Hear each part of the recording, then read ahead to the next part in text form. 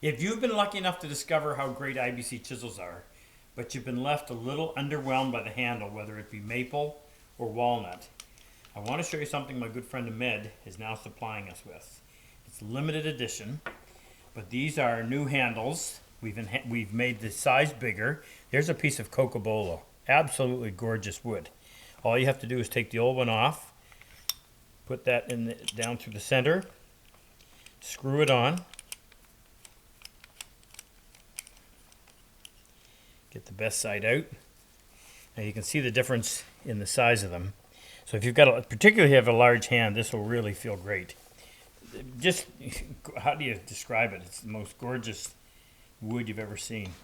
Or maybe some black and white ebony. We've got kingwood, beautiful purple. We've got one of my favorites, which is Brazilian tulip wood. Super Dave's in love with Vera wood. We've got what's listed as the most expensive exotic wood available, which is snake wood. Look at that figure. Here's a piece of figured sapele. Absolutely gorgeous.